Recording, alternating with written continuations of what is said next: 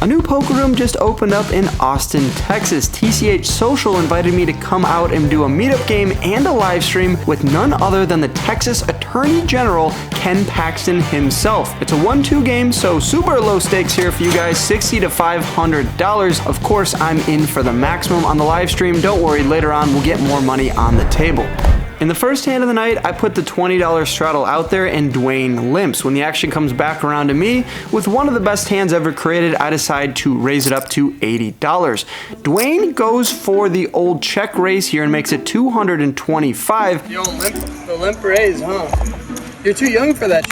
He's a little bit young to be doing so of course I have to stick my entire stack in here. I just don't think this is ever aces or kings. I jam for the full 500. We get our stack in right away here, and Dwayne turns over ace queen of diamonds, so a good old-fashioned flip. The board runs out clean for us. We're taking down a $1,000 pot straight out of the gate, 500 big blinds coming over my way, and you know, because this is a meetup game, that bang sticker is going to be put to good use.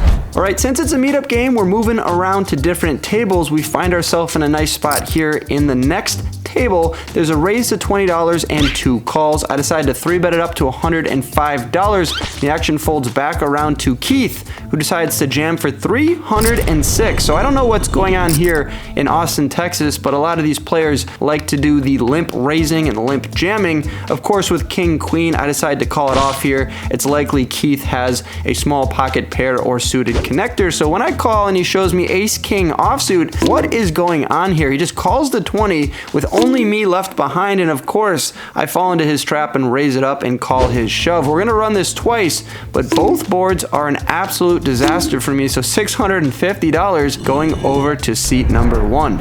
All right, a little bit of up and down. It's like a yo-yo session here. The straddle to 5 is on, the straddle to 10 is on, and I pick up my favorite hand, pocket sevens. Make it $30 to go, which seems appropriate. A little 3x here over that $10 straddle.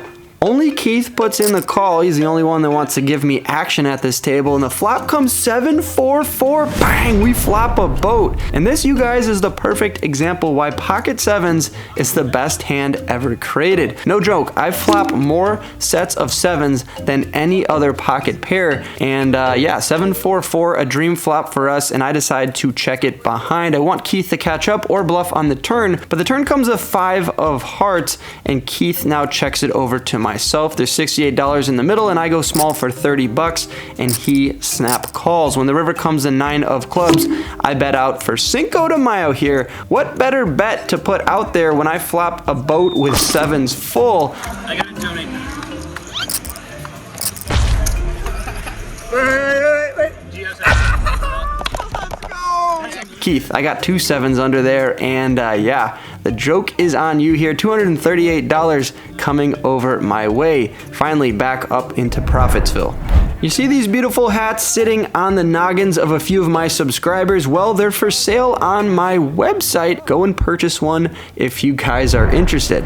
All right, new table this time. Kevin straddles it to 5, and there's 1 limp. Action's on me with ace 10 suited. I make it $25 to go, and now the straddler Kevin makes it $75. Of course, I'm going nowhere in position. I put in the call, and the flop comes 10-9-5 with 1 club. Having top pair and a backdoor nut flush draw seems pretty great, so when Kevin goes for a c-bet into the $160 pot, I pretty quickly put in the call. The turn improves our hand. It's the jack of clubs. Kevin looks at his stack and decides to shove all in for $102, and of course I'm never folding here when we pick up additional outs on the turn. I call the 102, and the river comes the 8 of hearts. We don't improve, and it looks like we needed to improve because Kevin turns over King Kong the Cowboys here in Austin, Texas. $512 going over a subscriber's way, but it's not going into my pocket, so a little bit of agony in this one.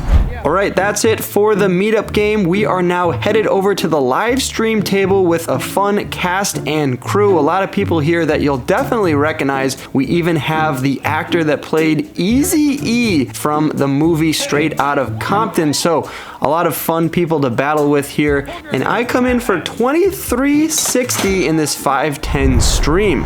All right, first hand here, we see a raise from Poker Phase Ash, optimized 3-bets her to 100, and of course, I'm coming in with pocket sixes in the cutoff, and I put in the call. Kevin in the big blind now decides to 4-bet it up to $400, and that scares away both the other players, but not me. I put in the call with my sixes, looking to flop a set or outplay an ace or king high type of hand. An 8-8-4 board with 2 hearts is exactly what I was looking for. I'm definitely going to have more of the 8-9 and 8-7 suited, and of course I could have pocket fours and all the other pocket pairs that I have, whereas Kevin is just going to have 9s plus and then ace king, ace queen. So when he goes for a c-bet on this board, I decide to put in the call, and the turn comes a 7 of diamonds, now giving me a gut shot to the straight. When Kevin checks it over to me, I have an option between betting and checking. I decide to check behind here. In the river comes the 5 of clubs, giving me the straight. He checks it over to me once again, and with $1,400 in the middle. Wolfgang here in the tank, trying to think about what sort of sizing he should go for to get paid with his river straight. I decide to go small here for $420, a little bit of a meme bet, and Kevin cannot find the call with ace queen offsuit. Maybe I should have gone a little bit smaller there to target some of his ace high hands, but I don't really think many players are calling with ace queen offsuit. All right, the $20 straddle is out, and I am under the gun +1. I make it $55 to go with king jack of clubs. Fireman Scott puts in the call, optimized calls, and Kevin calls as well. So a little 4-way here to the flop, which comes jack, jack 3, bang, we flop trips. $235 in the middle. I decide to slow play it here and check. I'm hoping players can catch up on the turn or try to run a multi-street bluff. Additionally, if someone has another jack that's worse than my king kicker, well, it's not going to be too hard to get money in the middle. And look at that, Kevin takes the bait and fires out for $75. Now I could check raise here, but that would be pretty strong, pretty much just representing a good jack. So of course I just toss in 3 green chips, which keeps Fireman Scott in there as well. And the turn now comes the king of hearts, bang, we turn a boat. Can't just be leading out here when Kevin bets the flop, so I check in flow, and unfortunately it checks through, bringing in the 6 of hearts on the river. I probably should bet out small here for like $200, but instead I try to get tricky and go for the check raise, targeting a king or a worse jack. Obviously both those hands would bet, so when both of them check behind, we know we have the best hand. Fireman Scott immediately turns over 8s, thinking he's best, so a fun opportunity here to slow roll a very fun player. Fireman Scott, you are a victim of the nice little boat slow roll here, but $460 coming over my way, and this live stream is off to a good start. All right, a bunch of calls here, and I look down at a suited queen 10 of hearts from the big blind. I make it $55 to go when he pick up a few customers, which brings us to a nice looking flop of 10-4-3 rainbow. I decided to check given the fact I'm out of position, and I'll have a lot of ace and king high type of hands that won't be wanting to bet into 2 other opponents. So I'm balancing here with my top pair, and the turn now comes the 6 of clubs, to which I fire out $55 once again. Do we lose any players? Absolutely not. Both of them call. No, Bronny calls, but Greg raises it up to $210. Kind of an interesting spot here. Does he connect with that 6? I mean, 2 pair, maybe a set would make some sense. What bluffs does Greg have here when there's no flush draw available? I can't just be folding top pair when I play it pretty passively, so I decide to put in the call, and Bronny calls as well. So we are still going 3 ways to the river, which comes the 3 of diamonds. Really shouldn't change too much. It pairs the board, makes pocket 3s a little bit less likely. So when Greg Raymer fires out again now for $450, kind of a weird spot. The tightest guy at the table just raised 3 ways and then continues to fire out large on a river. That doesn't change much. So ultimately I decide to fold my 2 pair. 10s and 3s hit the muck. You can now see that Greg Raymer came to play 9-7 of clubs for the double gut shot, follows through on the river, and wins a nice $1,255 pot. All right, this next hand starts with a raise to 125 from Bronny. Optimized calls. I'm in the $20 straddle, and I call as well with a suited 9-8 of spades. And I flop myself a backdoor flush draw and second pair with the 8 of diamonds. The action checks through on the flop, bringing in the 6 of clubs on the turn. Optimize checks it once again, actions on me. I now pick up a gutter to the 9 high straight, but I decide to check as well, given the fact I have some showdown value. Action checks through once again, so not the most interesting hand here, but when the river comes the 3 of hearts, I fire out small for $40, and I get thin value versus Optimize, who has a pair of 5s. Look at that, $460 coming my way, and I give a little needle to this Austin Miz reg. Max value, baby. Ship it. There we go. Austin Miz regs. Yeah, you got max value last time. I'll show you how to play up and down. Oh my God, get out of Come on to here. the floor, I'll show you. Get out of here. Austin Miz reg. What's up? Miserable Austin Ray. All right, let's battle with Optimize once again. Let's 3-bet him in position with Ace King offsuit. Action folds back around to him, and he puts in the call, and the flop comes 8-5-3. Action goes check, check. Not exactly the best board for my 3-betting range on the button, so when the 10 of hearts peels off on the turn, he fires out small for $75, and ace high might be good. I decide to look him up one time, and the river comes the 4 of hearts after flipping a $5 chip to the waitress for some delicious Moscow Mule she's been providing all night. Optimize goes for a small bet here of 125. He's giving me a great price. He's definitely good enough to be betting small here with a worse hand, just trying to get me to fold. I take a look at his pulse, check my pulse to see if they are exactly the same. Ultimately decide that Optimize could be bluffing here, and I make a bad call. He turns over Queen 10 of diamonds, so he's gonna win $410 of profit there, taking down $785 in hand number 34 of the stream. All right, I don't normally put PLO bomb pot hands on the vlog because they're pretty hard to follow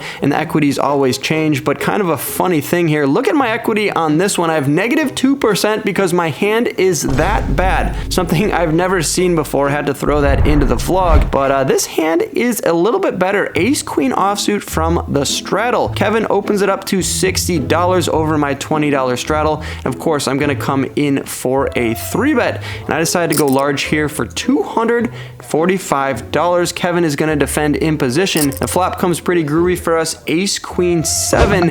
I go for a c-bet, and he makes the call. When the turn comes the 8 of clubs, I bet out once again for $555. It's the evolution, if you will, of Cinco de Mayo. We go 55, sometimes we go 555. If you guys stick around long enough on this channel, you'll see a 5.5K bet as well. Of course, Kevin finds the fold here with Queen Jack offsuit, so we're taking down that one. And in this next hand, we 3-bet Optimize once again with a nice hand, King 10 of diamonds. We're gonna pick up Fireman Scott, who shoves for 159. Fireman Scott, he's got a pair, he's all in. And of course, Optimize is going to fold his 6-5 offsuit. We're gonna be in a flip spot here, and Fireman Scott is going to hold, so a little bit of karma from that earlier slow roll when I had him with King Jack. He's gonna take down a little nice size pot. Okay, Ace Jack offsuit here from the cutoff. I make it $30 to go. We're gonna pick up a customer here. Kenny puts in the call, and we flop ourselves 2 pair. I decided to go small here, and Kenny snap folds his 7-4 offsuit. Thanks for the slight donation there, defending with that wide of a hand. All right, next hand here, we flop ourselves 2 pair again when we 3-bet Big Red with Ace King of diamonds. He calls, we flop Ace King 9. I go for a small c-bet once again, and he folds. So back-to-back hands where we make 2 pair and get a fold from a small c-bet. But this hand, I promise, goes the distance. All right, Queen 9 of spades from the low jack, and I decide to raise it up to $30. Valdez finds the call, and we are going to go heads up to the flop, which comes 8-10 jack. Bang, we flop the nuts. And wow, what a flop here. Wolfgang drills it with the queen high straight checks. Dream spot for us, although it is a scary board for my opponent. It would also be scary if I had an overpair like kings or aces or even ace king, so I decided to go for a check. Valdez goes for a small c-bet, and instead of check raising, I just call. The intention is to check the turn and raise then, so when it comes to 5 of hearts and he bets, I'm gonna seize the opportunity here and go large over his $80 bet to the tune of $275. Valdez is in a weird spot here. What am I representing with the turn check raise? Well, he decides to put in the call that he might be ahead here some of the time. Valdez, I have the nuts. This is not going to be a good call until the river changes the nuts on the queen of diamonds. Now ace king and king 9 have me beat. Kind of a gross spot. You can hear the announcer says exactly what's going on in my head. And this is like sort of the irritating spot where you're like, come on, man, I had this just like locked. Now the queen comes, like I'm probably still best, but like now this board is scary. I'm pretty sure I have the best hand when he doesn't 3-bet me pre-flop. He really shouldn't have ace king, but it's just unfortunate that the board got even scarier. So when I fire out for 255, don't really expect Valdez to be calling all that often. I might even be able to go a little bit smaller. And let's see what he has. Ace 10 of spades for just third pair now at this point. I don't like that queen of diamonds. He doesn't like it either, and folds his card. So ultimately, that is the last hand of the night, hand number 122. We rack up our chips and head over to the cage. When all the chips are counted, we ended up getting out for 3110, so a profit of 750 in that 510 stream. We ended up losing $140 in the 1-2 meetup game, so exactly how I would have scripted it. Lose money to the subscribers, take money from the other influencers and famous people. If you guys like this video, there's 2 other videos on your screen right now that are pretty great. Click on one of those to keep watching, and as always, good luck on the felt, you guys. I'll catch you in the next video. Peace!